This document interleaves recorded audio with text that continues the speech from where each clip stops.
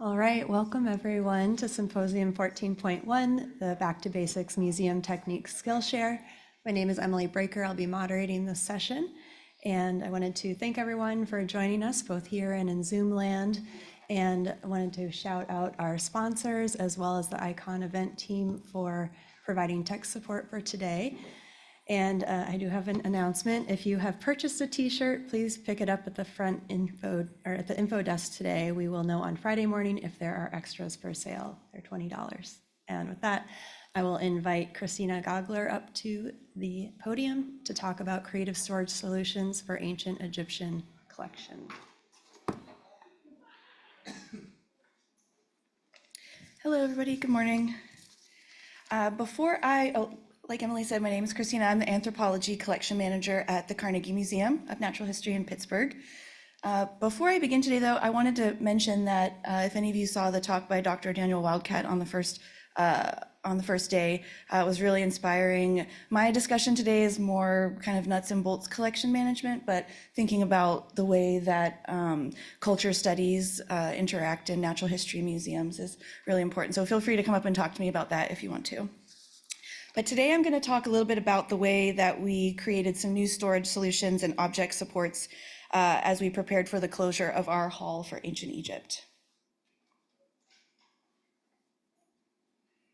Oh, it's not showing up there. Okay, so up on the screen here is a picture of Walton Hall, as you would have seen it about a year ago before the closure. The doors are closed now, but this hall closed and covered. This hall was up for a little over 35 years, so it was a pretty popular destination for our visitors. This project that I'm going to talk about began with the decision to create an entirely new hall for ancient Egypt in a different location. And that hall is going to be pretty different, and it'll be more holistic in that it's going to look at humans and the way that they interact with the landscape and the flora and fauna of the Nile Valley. And so every scientific section will have objects and specimens represented in this new hall. So as we were planning for this deinstallation, we took the opportunity to look at the way our Egyptian collection was organized as a whole and to think about the ways that we could improve some of the outdated storage containers and also to streamline and save space and also be more accessible to researchers and visitors. So as we sought and acquired funding for the deinstallation and installation, we were actually able to earmark some of that funding for the exhibitions for collections care. And so we were able to purchase things like gray board and glue and guns and things, glue and guns. Yeah, sorry. I lost my train of thought. But the cool thing was that we were able to use this collection care for these materials, not just for the objects that were coming off exhibition, but also for the objects that we had already in storage, because these things were going to be integrated back into the collection.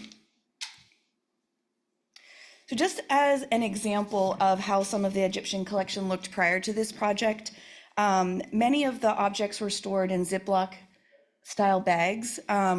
Many of them were archival plastic, but a lot weren't. Also, there was a variety of different labeling techniques, and a lot of labels were on sort of old non-archival paper, so the glue was deteriorating and they were falling off and discoloring. Also, the objects themselves were stored in these polystyrene type shoe and sweater style boxes. So the collection wasn't in any sort of immediate danger, but the supports in the boxes were just aging and deteriorating, discoloring, the lids were cracking and becoming kind of sharp. On the very end, you can see some of the boxes that we were cycling out, and those, the ones that are in good shape, we're donating to our local Creative Reuse Center. One more thing that you can notice is it's sort of hard to tell what's in the boxes and what's in the drawers. Things are sort of stacked and in boxes, and so making the collection easier to look through was a big priority for us. One of the advantages of deciding to update the storage for an entire collection as opposed to just sort of piecemeal picking things out and making new supports is that we are able to take the time to look at the different, oh, the little arrows didn't show up, that's weird. But anyways, we were able to take the time to look at the collection as a whole, the different material types, the different sizes, and think about how we can maximize our space for this particular collection, but also achieving our goals of handling the objects less and making them easier to look through. So one of the things that we came up with was creating this standard box size. We are able to fit exactly 8 side by side in a drawer They're 12 by 12 by primarily 4 inches high. There were little arrows, but it's showing up as these little squares. I'm not sure why on there, but you get the idea. We came up with the idea to create the standard box size, so this had the advantage of making it so that we could sort of standardize this and make templates and sort of kind of quickly make these boxes. But also it was really nice for students and interns who we were training on support making techniques to kind of test their box making skills on this standard box size as opposed to a more complicated custom support. And then what they made we could just use in the collection. Also, to make this box size, the 12 by 12 by 4 inches high, you need a 20 by 20 piece of gray board, but we came up with a couple different templates to use scrap materials. So we made these. This is an example of one of them where you could make it with different size scrap, and so then you could make these boxes and kind of save some money on gray board, which is pretty expensive. So this is just one example of the standard box sizes in use. So in the drawer with the pottery, there's 4 boxes in the front and 4 in the back, so 8 per drawer. It's easy to see all of the objects. They're pretty much laid out by catalog number or material type in some instances. There's a lot less visual clutter with things stacked in bags and closed boxes.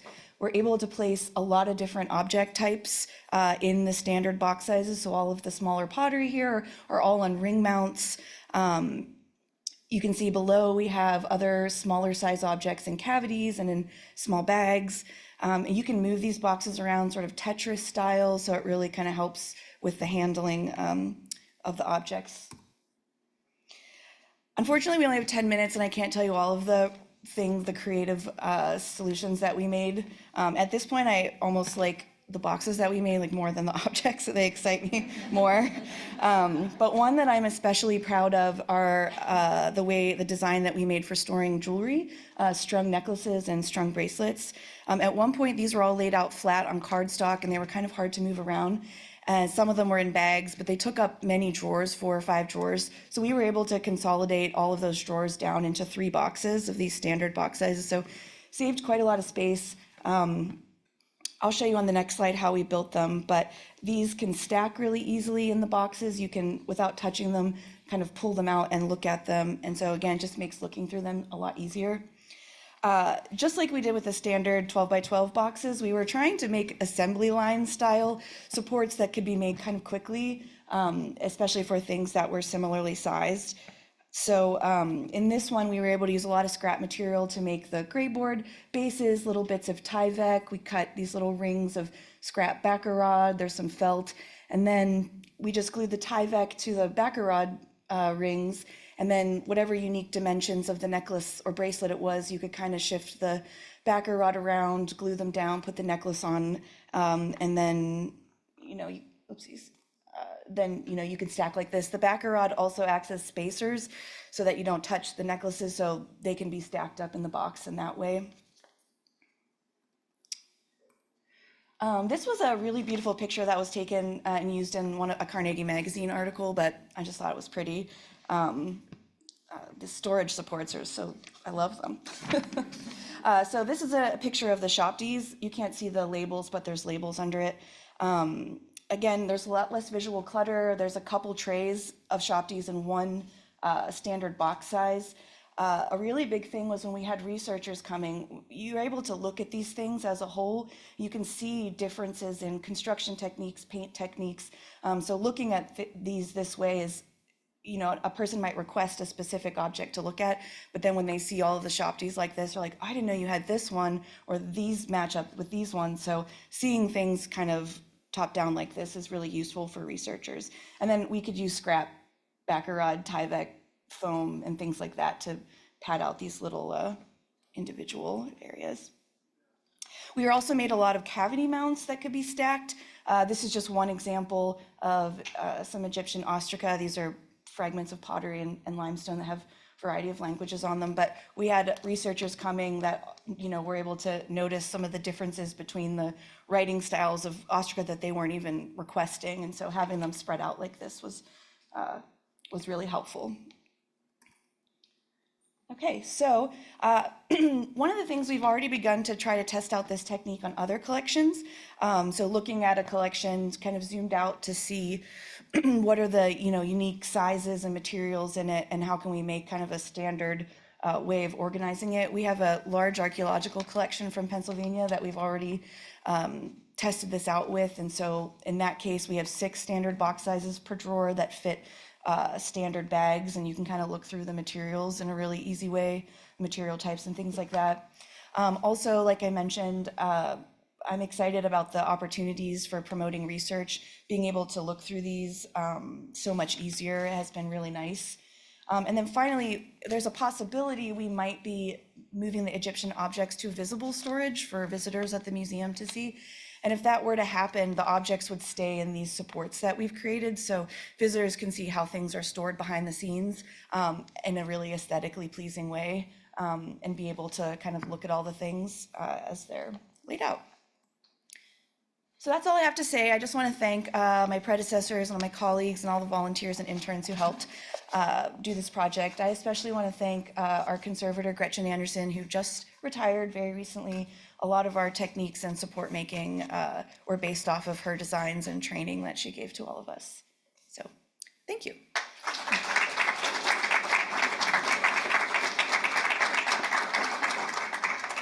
Questions for Christina?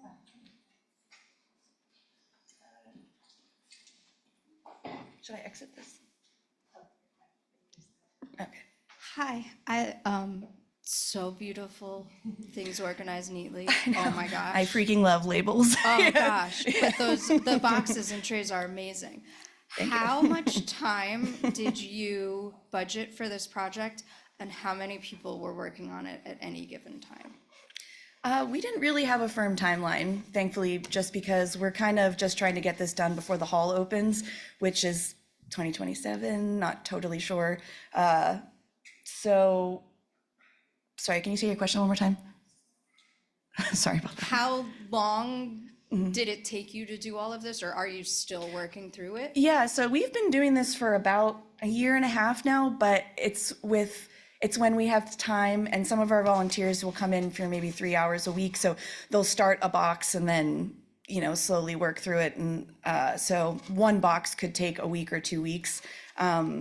But we did get through like the jewelry pretty fast, and we've got this nice backlog of our standard box sizes because we're training people on how to make boxes by using that size. So ours is going slow because we're using volunteers and interns and things to help make these, and then I make them when I have the chance. But yeah, it could go faster if we had a devoted staff to it. Yeah. Thank you. Questions? We have one in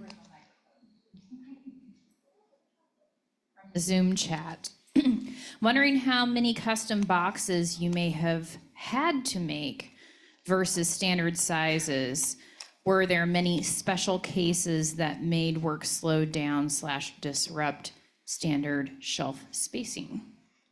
There were some we have some large like stela and big stone pieces and things that didn't fit. You can't see. You can sort of see in this picture, some of the cartonnage fragments didn't quite fit in. That's this really, the hands are holding a piece behind the words. That's an example of some of them. There's a large wooden figure that was a different size. But I was going really crazy with like dimensions, and so if it couldn't be 12 by 12, it was 6 by 3, and I was trying to make it so that things sort of Tetrised into the drawers. So even those are probably in some denomination of that, so that they could squeeze in somehow. But I don't know if that answers your question. Well, thank you. Thank you.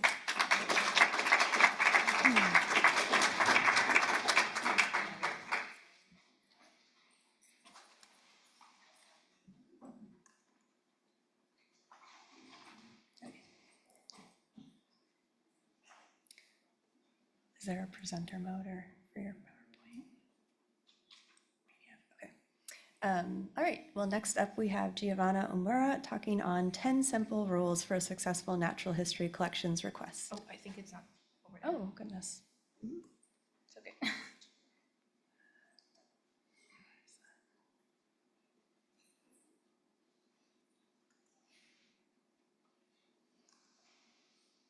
we know how to share this?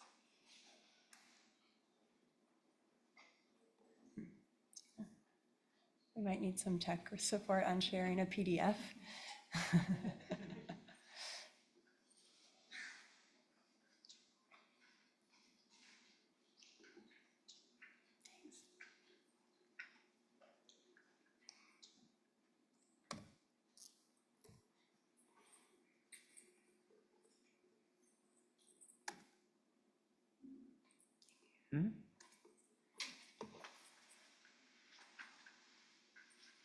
It's okay.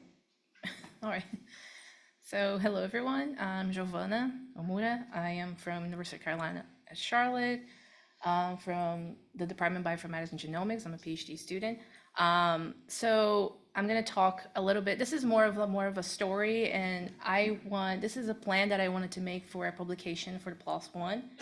And that's why I brought this here, because I would like to discuss more about it and how can we make this happen like in a way that we can share with everyone. So this is 10 approvals for a successful natural history collections request. So the whole story is I am a malacologist, so I've been working with genomics of a specific species of land snail, and I wanted to request all of my species from different museums. So I didn't want to go on the field. I just wanted all the museum species to my work. So I did end up having requests like 20 different museums all over the world. And the hardest thing was there was no standard for anything. So every different place was like, okay, so you send the email. Okay, so that one was like, oh, you have to call them. It's like, what? You have to call? So I was like, what? So yeah, and for me, it was more like I was sitting with my PI and I was like, okay, so how if we try to combine everything and make it in a way that it will like, everyone can make it. So that was the whole idea. So I was trying to like the whole improve communication, how to handle materials, how to build like this collaborative relationships with every single one of people in the museum. So this is all of the 10 rules, because I don't know if you guys know, PLOS One have a section called 10 simple rules that is like to help people with anything. So it's like 10 simple rules for grad students, how to successful engage your grad like people. So this is like a more very simple way to work with like requesting materials. So my first rule is understanding the database that you're looking for. So every single place has a different database. So it's important for you to know where you're looking. So for example, in my case, I did have like like all the other database that you guys know around here, because I was looking for a specimen, I was looking for an object. So every single one of them will have a different type. So I ended up like gathering a list of different of those databases so you can look for. And also, of course, we have tutorials, we have notes. So everything that you're looking for, you have to keep on track.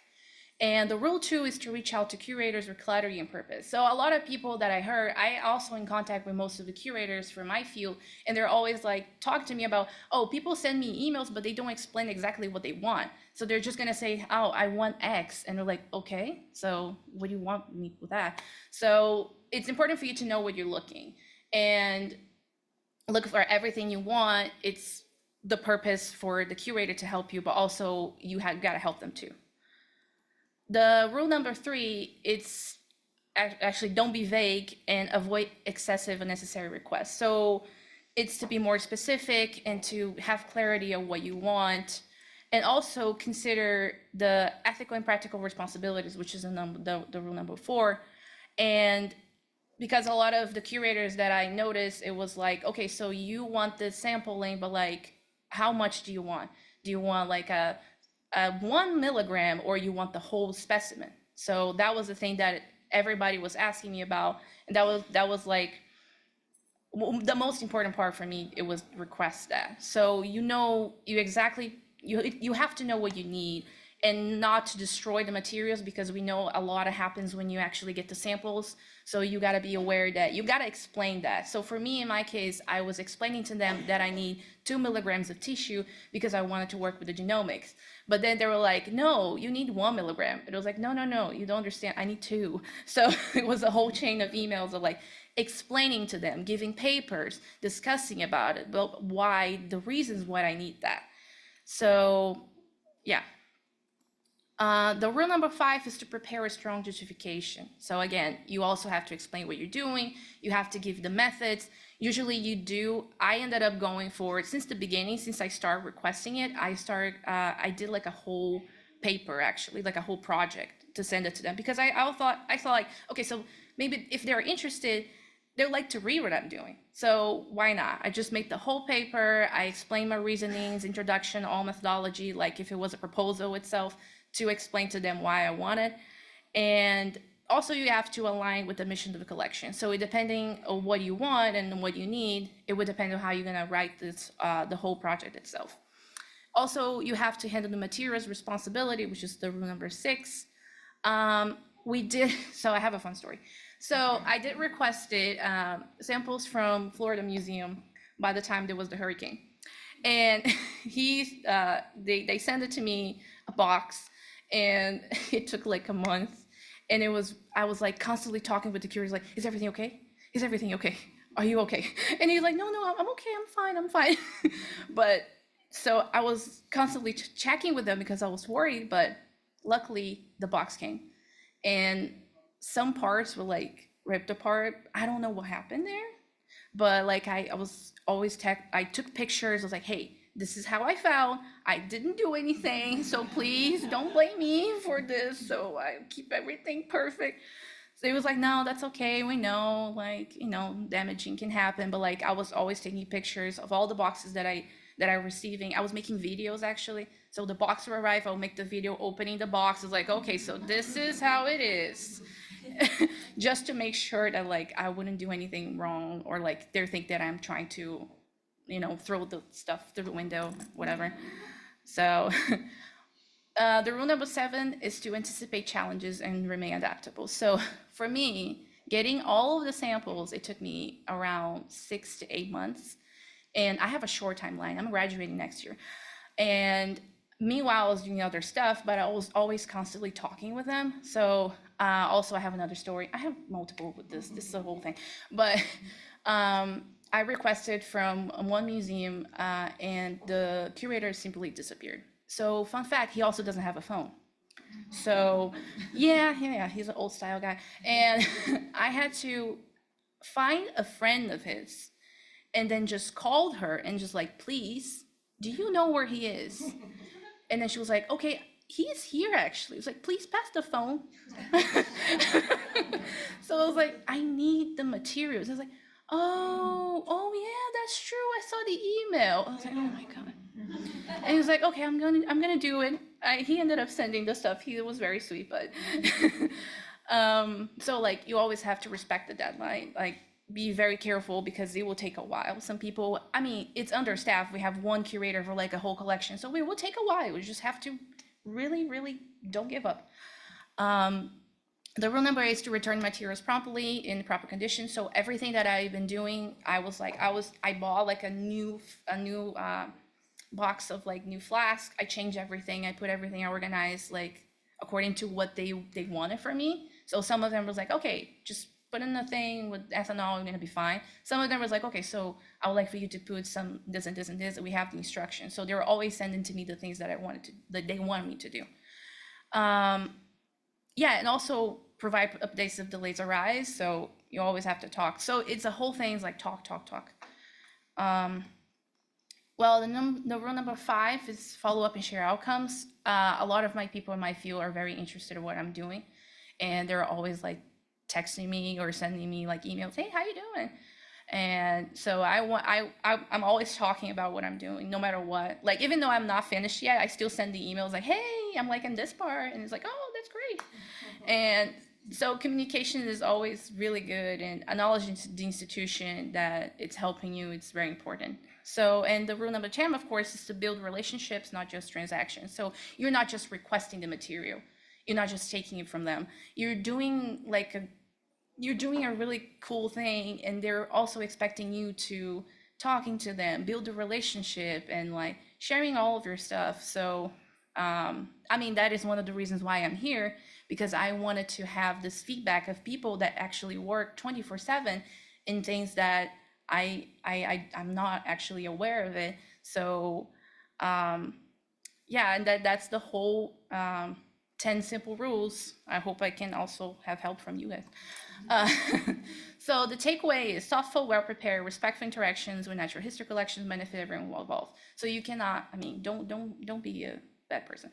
And yeah, so talk to people. This is something to facilitate and to help like people who not just like, for example, me as a PhD student, I already had experience in museums, but like people who are undergrads, they don't know how to do it. And mostly the PI won't know if they never worked with, and then like how you navigate this. So I only found, if you Google it, like rules for like museum requests, it only has one blog from 2011 of a guy in UK trying to find out how to request sample in an easy way.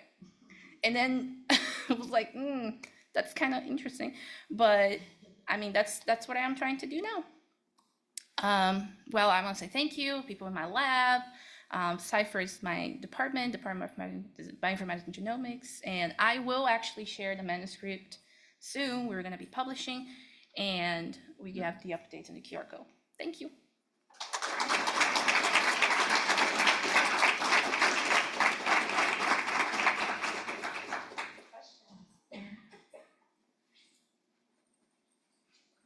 Question from the Zoom. How many institutions did you end up reaching out to throughout the project? And did you note any collections with systems or structures that were most user-friendly to you as a researcher? Oh, that is a great question. So I ended up having around like 20 requests from different museums. And honestly, there was no easy way. All of them was like mostly through email. There was no platform for you to request. I couldn't find anything, mostly for invertebrate. Like, so in my experience of invertebrates, there was no platform to you to request for them. You have to send an email or you have to call them. There was no other way. So I never had the experience of having a platform that I could request for. That would be great. But I didn't have this experience. It was more like communicating constantly and sending emails and stuff like that. Yeah.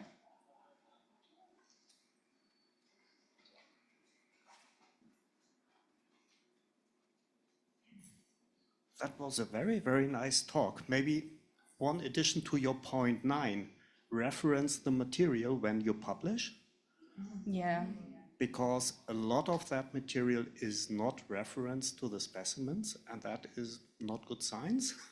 And it is not useful for the institutions holding the material, especially if you do ADNA things. Just looking up the bones in the collection takes lots of time. Yep. That's and great. that is often not acknowledged. And the other thing, I would like to encourage you to publish that or work with the wiki people in Spanish and put that online, because there is a shift in culture. Many institutions use email because they have to document, and you can't do that within WhatsApp. Yes. And young emerging professionals need to understand the requirements behind, and that is a wonderful how-to. So go forward. Yeah, thank you so much. We have one more question in the back.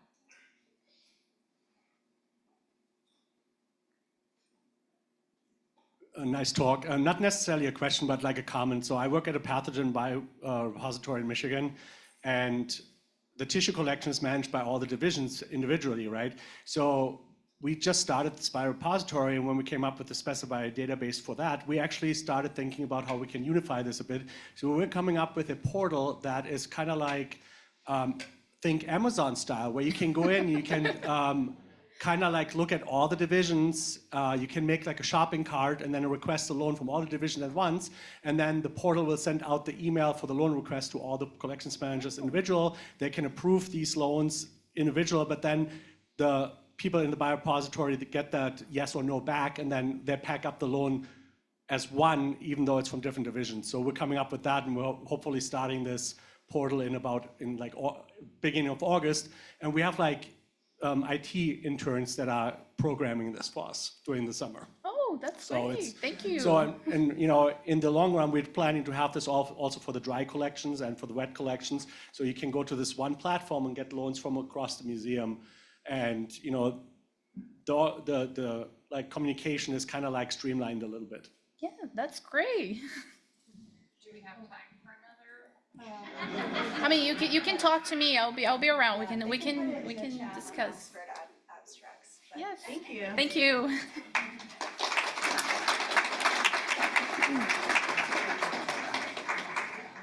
I like that slow unboxing reveal with the video. It's pretty cool.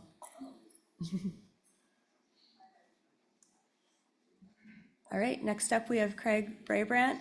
Should all natural history collections be using 3D printers? And if not, why are you mistaken? Provocative. Good morning, everybody. I am the curator at the Wisconsin Insect Research Collection. And yes, I am posing the question, should all natural history collections be using 3D printers?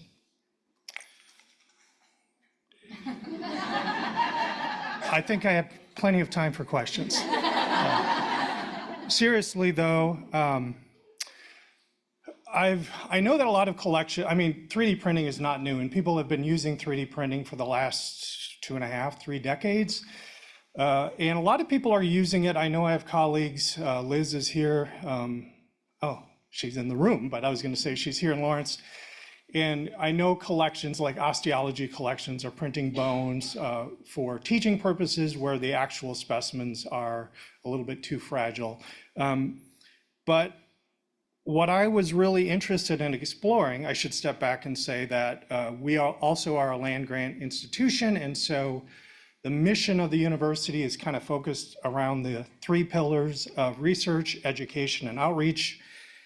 And our collection is also then centered on those 3 main areas. And my interest was really in how I could use 3D printing to improve the things that I do on a day-to-day basis in the collection. So the supplies and the equipment that's needed to do what we do. So about 2 years ago, I started teaching myself how to use 3D modeling software, and I bought a 3D printer, and I started to design things and print things fairly slowly at first, and I started with ways of improving just the general appearance of our collection. So I was able to make some numbers and nicely label the rows of cabinets in our collection. I'm really happy. We were very fortunate in the last few years to get a decent sized grant and replace all the natural history cabinets for our pinned insects in the entire collection, and I'm very happy with the Delta Design cabinets. They're not sponsoring my talk, but I'm really happy, and I'm also, you know, one of the things I'm happy with are the tag holders, the built-in label holders. I like the orientation and the size, but they really highlighted the inadequacy of the 3x5 index card tag holders on our older cabinets. And so I designed a little 2-piece frame, and with the addition of some pre-cut plexiglass and some strong magnets, I was able to make some new signage for our legacy cabinets that I think are really nice. Under the broad umbrella of education outreach, we host a lot of visitors to the collection, and they come in a range of ages, and therefore some of them are vertically challenged, shall we say. And so my normal MO is to bring drawers out and set them on a bench top or a tabletop, but it can be difficult for shorter visitors to see what's in the drawers and look at the beautiful insects. And I have a colleague in the department who has stands for drawers that hold them at an elevated height. It's a better viewing angle. But these stands are made of wood and they're bulky. And there's an issue of where you store these when they're not being used, which is the majority of the time. And you can imagine if you go out for an outreach event and you want to bring 10 or 12 drawers, you also have to accommodate 10 or 12 of these bulky stands. And so I thought this would be a good candidate for improvement. And so I set about designing a new stand. And here it is side by side. And if you take a look, you can see that the cross pieces actually are hinges. And of course, that affords the biggest improvement, I think, is that they can be folded down into a compact size. And because you're 3D printing and designing these objects yourself, it's rather trivial to add text or logos. And so if you want to brand your collection equipment, you can do that. But of course, the most important thing is that it takes up less space. So I can get about a dozen of these drawer stands in the space, in the volume of a single wooden stand, which is great. And they hold the drawers at a really nice angle. And despite looking maybe a little precarious, I found that if I lift the front of the drawer with my finger, I have to get it almost horizontally into a horizontal orientation before it wants to fall over. So they're quite stable. A big component of our collection is stored in alcohol, so it's our wet collection. So we have about 11 of these steel flat file cabinets, and the majority of vials that are holding our specimens are these small 1-gram vials, and they're stored in these styrofoam trays. And over the years, we've kind of transitioned to plexiglass vial racks, which are very labor intensive to make. And I thought this is obviously a great candidate again for improvement, because as we found out, it's those little interstitial spaces that are wasted in collections, and probably the most limiting resource for many of us is space, right? So I designed a vial rack and I 3D printed it. And so 2 of these vial racks essentially take up the same footprint as one of these plexiglass vial racks, but there are several improvements. First of all, they don't have sides, and so when you put 2 vial racks side by side, they tessellate perfectly, so there's no wasted space in a drawer, which is great. And so I wanted to kind of do a proof of concept, so I printed, the other thing, again, it's easy to do, is add magnets. And I think some of the benefits for adding magnets to these vial racks are pretty obvious. When, again, if you remember that we have steel drawers. And then some benefits are maybe not so obvious. But they do have magnets. And so here's an actual drawer. You can see the 2 styrofoam trays on the right are completely filled with 1-gram vials. And my first step was to just print out enough vials racks to fill that entire drawer. And then I pulled out those 2 styrofoam trays and transferred all of the vials into the 3D printed racks, and then put all the racks back in the drawer. And I think what will be immediately obvious is that by doing this, I essentially increased the capacity of our wet collection storage by almost double the capacity. So it's, I think, a pretty workable solution. There are other advantages too, like each vial has a dedicated slot, and so you can imagine in a rack, when you take 2 or 3 vials out, all the rest want to fall over. Or if you have a half-filled rack, you put a cork at this end, and then that puts pressure on the sides, and then they fail. So in this way, you can instantly, from the side, see the amount of alcohol, and nothing's going to fall over.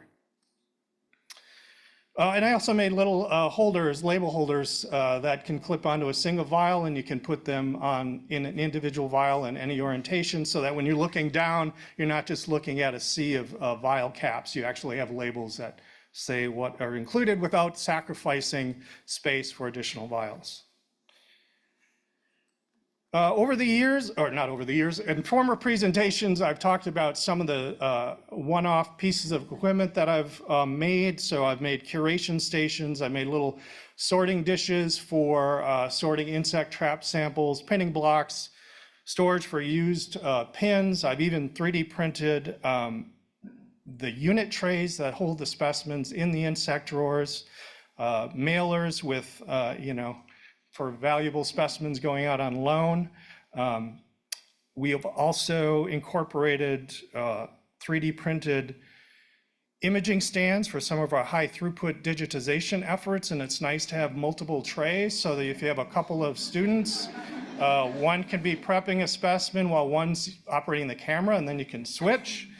So that's been kind of great. And I will say, if you don't have the time or the motivation to learn 3D modeling, there are literally tens of thousands of free 3D models online, and you can either download them directly or you can draw upon them for inspiration. And so I did that, and I thought I'd make something fun, a little traveling curation kit, and this is for fresh, minty curation on the go. So I think there are obvious advantages to incorporating 3D printing into your collections. It has a relatively low startup cost. 3D printers are really inexpensive now, like $300. The material's fairly inexpensive. There's a variety of available materials that you can use. You can print what you need, when you need it, in-house, so that reduces or eliminates production delays or delivery delays, and that's really great. And of course, the most important thing is you're not selecting an off-the-shelf product that is the closest match to what you need, but rather you're making artisanal curatorial supplies that fit exactly your needs, the needs in your collection. I struggle to actually think of some disadvantages to include, but I did come up with some in the interest of fairness. It can be a pretty steep learning curve if you do want to learn how to 3D model, at least for somebody of my generation. It was fairly steep, but I feel fairly competent now in imagining something that I need or trying to replicate something in the collection that I can no longer get and being able to reproduce that in 3D modeling software. You know, as I said, there's a variety of materials, and some of them are certainly questionable at best in terms of their archival longevity, but you can also print in things that have a proven track record, like ABS plastic or nylon, PETG, which is what they make water bottles out of. You might know it from fleeces. It's called polyester when it's used to make clothing, and that's what I made the vial racks out of. Yeah, so there's a variety of materials, and so that's not really an issue. There are some costs, financial and space-wise. You have to have a place to put the printer and the materials, but again, the actual cost of getting a printer and buying materials is fairly low. And just like any other piece of equipment, they can jam, or the nozzle can clog, and so you do have to do a bit of troubleshooting from time to time. But again, that's not unique to 3D printers. So what I was hoping to do today is open a figurative door in your brains, in your mind, to think about the ways that you could incorporate 3D printing in your own natural history collections. And with that, I'll say thanks.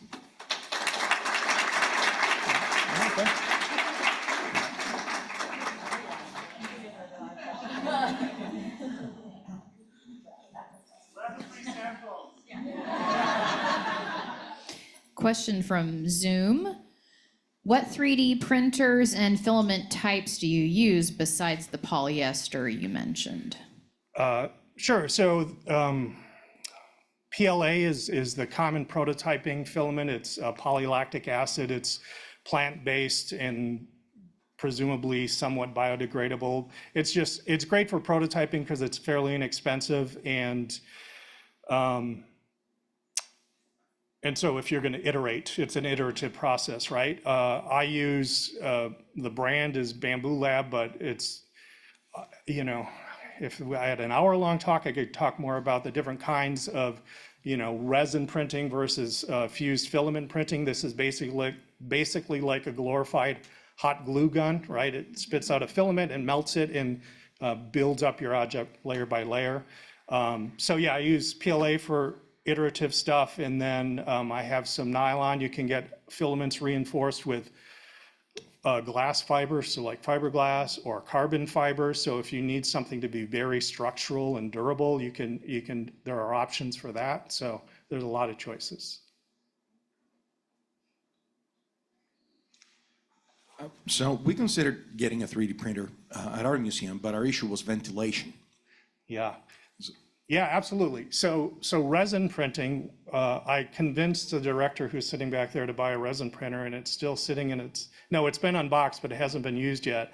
But I quickly realized that a lot of the filaments like PLA, because it's plant-based, is completely non-toxic. You don't need any, protective gear. You don't need any active ventilation. It smells faintly like pancakes when you're printing. But for other filaments that require higher temperatures like ABS or nylon, having an enclosed printer, there's actually HEPA filtration, and so there are ways to mitigate the need for structural improvements. And then you wouldn't need something eventually outside if you have one of these systems No. okay. No. Thank you. Yeah.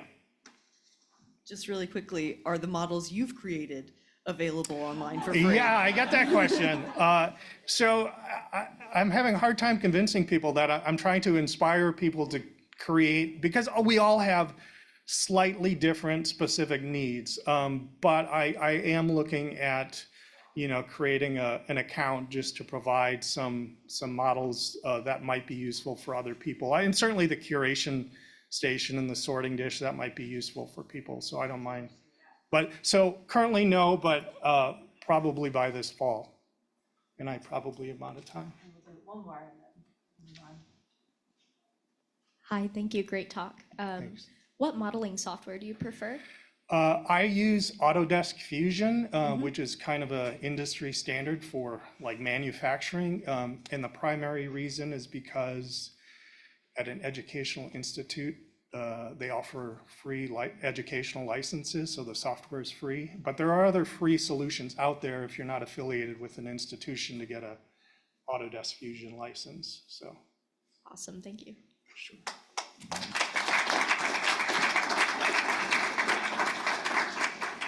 And I'd just like to say on behalf of Best Practices Committee, we'd be happy to host a link to whatever archive on the wiki, so we should talk.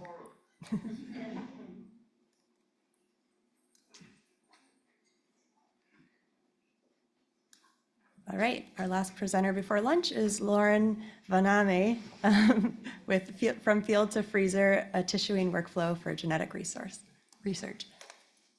Well, that was a really tough act to follow. Hi, my name's Lauren, and I am a senior museum specialist in the Department of Herpetology. Sorry, I'm having some tech stuff. At the American Museum of Natural History. And I'm going to talk about some of our workflows for tissuing in the field. We take a ton of tissues, and hopefully this will be helpful. Natural history collections play a crucial role in supporting biological research by preserving and maintaining study specimens. This isn't... Oh. Sorry, this isn't working. It's going through. Advancing. It's advancing here, but... Just make sure there's... Yeah, here you go. Sometimes this is clicked.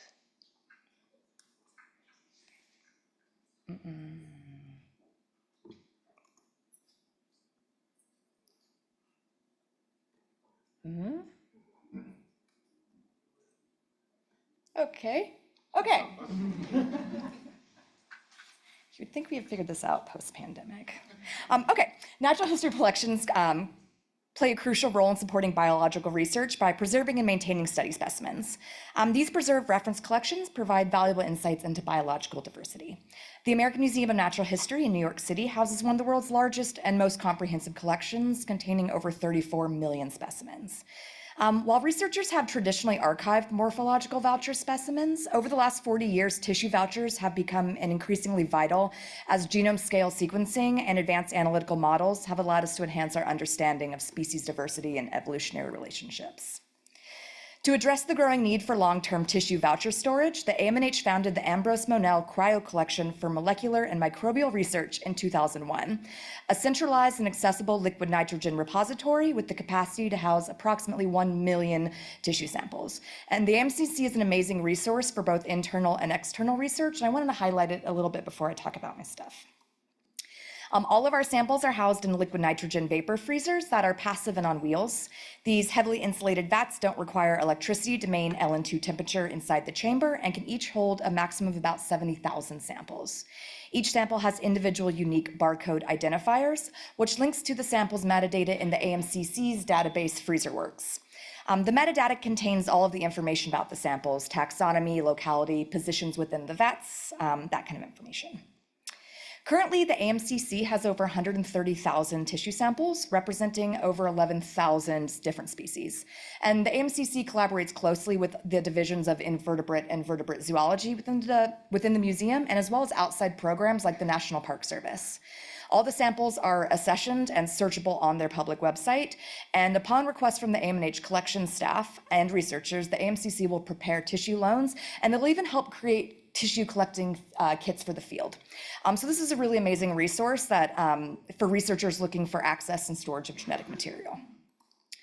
When preparing our tissue samples for deposit at the AMNH, there are multiple parties that are each invested with their own priorities. As highlighted, all tissues will eventually end up at the AMCC, and their priority is the long-term storage and seamless depositing of samples for researcher accessibility. When preparing samples for the AMCC, they require the use of NUNC cryo vials only. Other vials are not freezer safe and may fracture due to the extremely cold temperatures. They prefer flash freezing and a liquid nitrogen dewar. The sample should be stored in the vapor phase and not submerged in the liquid phase to prevent cracked vials. If flash freezing isn't feasible in the field, which it often isn't, they prefer collecting in a buffer like NAP, RNA later, ethanol. Those are all good options. But be completely sure to submerge the samples within the buffer and don't overfill the tubes. If you have large volumes of tissues, it's better to split it across multiple aliquots rather than stuffing the vials. It's easy to break them that way. And when bringing the boxes of tissues down to the AMCC, they require you to submit a clear electronic data sheet with all of the extended data, as well as the slots within the box. These have to match. The students and curators are using genome data sequenced from the tissues to understand species boundaries, process of speciation, adaptation, etc. For their projects, they require multiple tissues preserved in multiple buffers, and they need the tissues organized in a way to easily locate them. And this is especially important if you're collecting thousands of samples from one field expedition. From each specimen in the field, we take a sample of liver and ethanol for DNA extraction. We take samples from at least 7 organs across all 3 germ layers to look at RNA for transcriptomics, genome annotation, and gene expression. And these samples are preserved in our homemade nucleic acid preservation buffer. And we also take a sample of blood preserved in a homemade EDTA solution, which is currently giving us the best quality sequencing results for whole genomes. And upon collection and prior to cataloging, you almost always need a huge stack of paperwork. These are my Brazilian permits from this year, so it's a lot. Institutional invoices, MTAs, TTMs, host country permits, state permits, locality permits, Fish and Wildlife 3177s, they all require a number of individual samples from each species, and you often have to file this paperwork at the end of a collecting trip with very few days' notice prior to leaving. And once you get to the museum, the registrar needs similar information for accessioning, and the AMCC and departmental collection staff must catalog and consolidate into our own collections and databases in the least painful way possible. So to meet the needs of the various departments, the researchers, and the permitting and accessioning process, the Department of Herpetology developed an organized assembly line approach for preparing samples in the field, which streamlines tissuing and cataloging and significantly reduces the risk of critical errors. So first step is to get organized. Assign everyone a station on the assembly line, set up a lab table, ensure everything is prepped and ready to go. There's nothing worse than realizing something is missing while you're elbow deep in the process. You also have a max of about 15 minutes to properly preserve RNA for gene expression after the death of an animal, so you really can't faff around with disorganization after the animals are euthanized. Sort the animals. As I mentioned, we like to take a full range of organs for transcriptomic work, and we do this from the first 2 we have of every species. After the first 2, we only take liver and blood samples. So I like to have the animals pre-sorted by species. It makes it easier to keep track of the tissues needed, plus easier on the dissector and pickler if it's the same species instead of bouncing back and forth between something like a frog, snake, lizard. Animals are assigned catalog numbers and recorded in the field catalog either on paper or digitally. Once the animal's assigned a tag, it stays with the animal all the way through the process, inside the bag with the live animal, while they're euthanizing, while you're dissecting, and immediately tied on during fixation. It's very important to keep the correct number associated with the correct specimen at all times. Tissue tube labels are printed using a Brady M211 label maker and ethanol-proof laboratory cryo labels and attached to the tubes. I am not sponsored by Brady, but I should be, because this is the greatest thing that's ever happened to me. It is a rugged, portable Bluetooth printer that uses a phone app to do the labels, which most of us are better at texting, and you can see all the lines of the label on your screen at the same time. It's super user-friendly, and you can print the labels with way less errors than those old school Brady printers where you see one line of text at a time in the like alphabetical keyboard.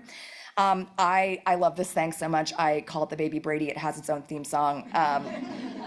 And I can show you the interface if anyone's interested on my phone. I'm obsessed.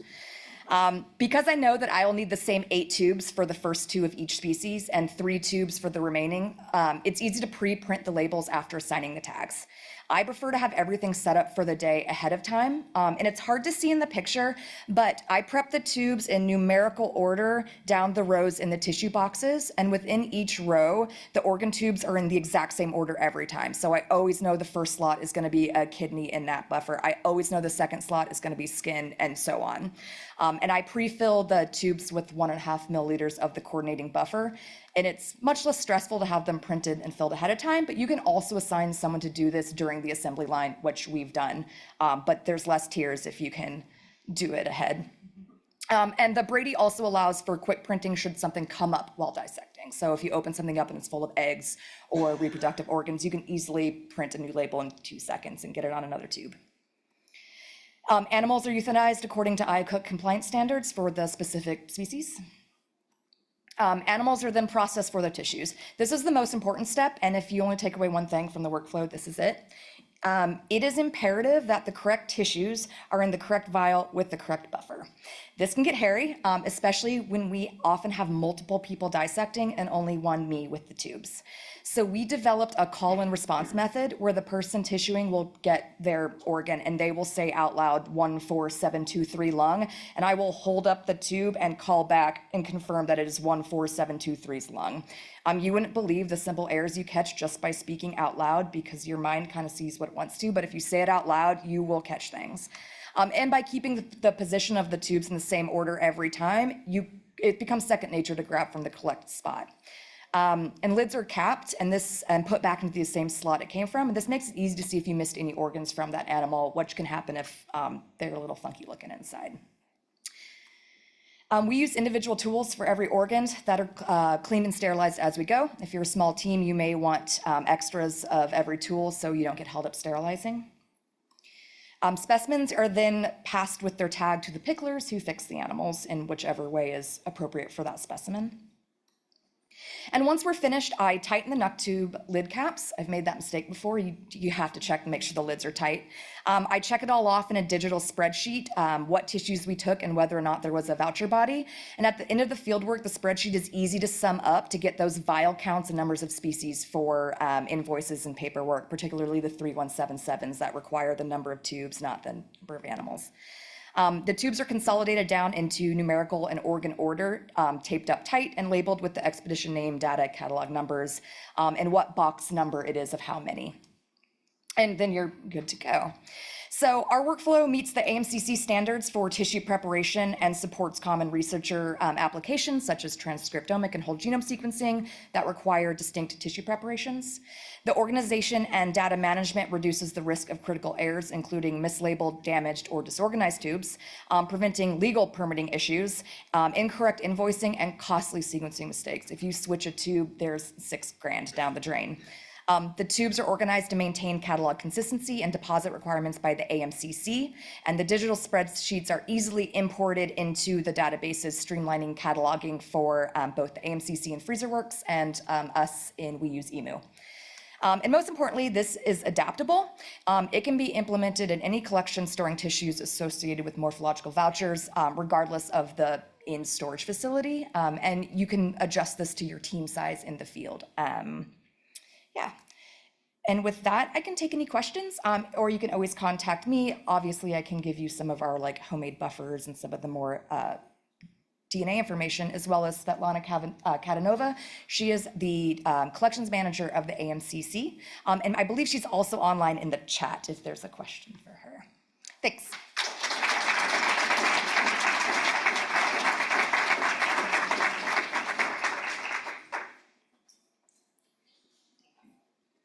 What do you use to sterilize tools, and how long does your sterilization process take?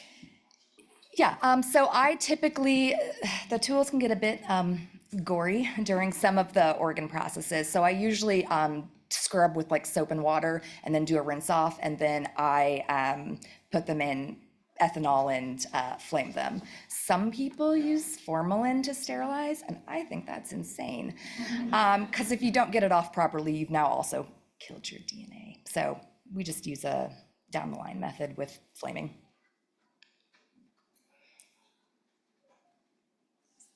Yeah, awesome talk.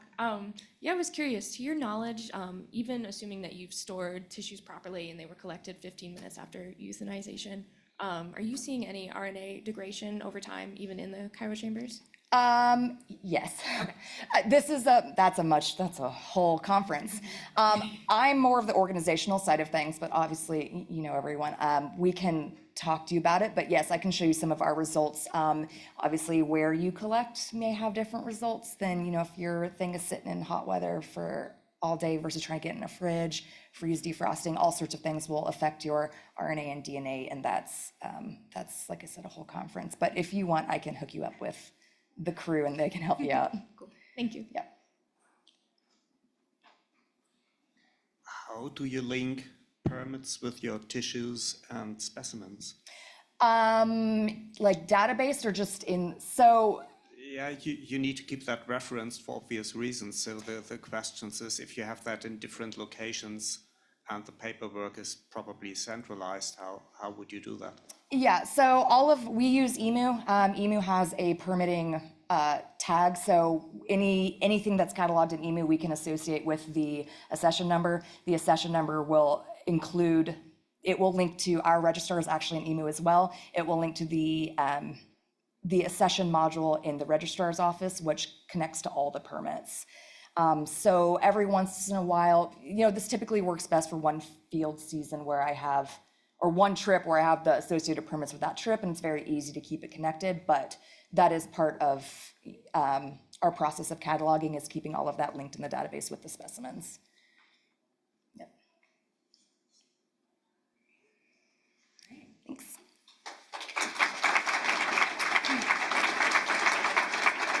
All right, thank you again to all of our speakers. It's lunchtime, and we hope to see you after the break.